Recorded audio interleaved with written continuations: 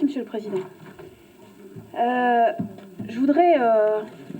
J'ai tenu à plusieurs reprises dans cet hémicycle à faire que le sujet de la sécurité ne soit pas un sujet de politique politicienne.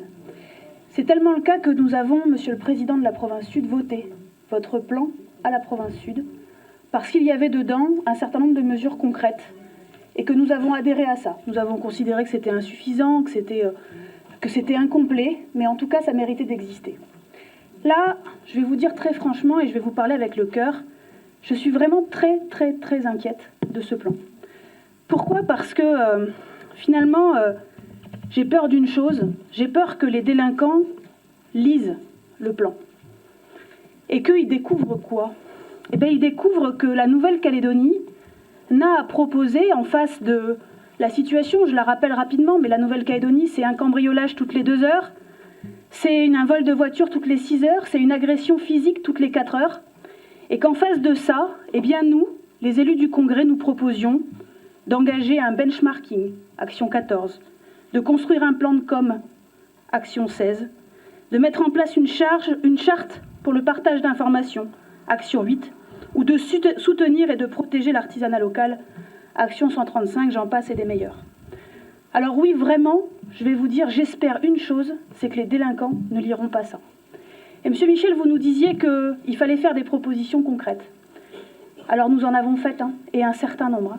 Nous avons proposé un système de bottle shop avec un système de fichiers d'interdiction. Alors on nous a dit que tout ça n'était pas possible, mais on est dans une situation tellement grave que tout est possible au niveau juridique en Nouvelle-Calédonie. Vous le savez que tout est possible.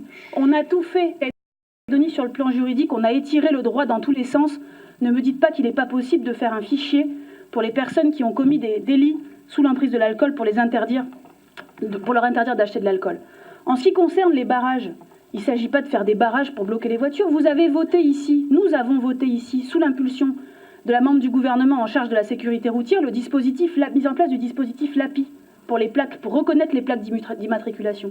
Il suffit de mettre à la sortie de Nouméa un dispositif en place avec une identification des plaques pour identifier les voitures volées. Déjà ça. Alors effectivement, ça relève de la compétence de l'État. On l'a bien noté, Monsieur Michel. Sauf que dans votre plan, il y a 25 actions, 25 qui relèvent de la compétence de l'État. 25. Et pas un seul moyen en face. Quand vous nous dites qu'il faut améliorer le repérage et les délais de traitement des signalements, mais quels moyens mettez-vous en face ?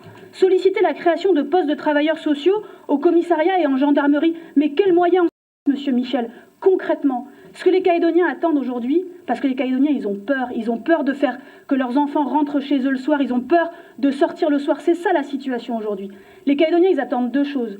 La première, c'est une vraie étude sociétale, pour que dans 20 ans, on ne soit pas dans cette situation-là.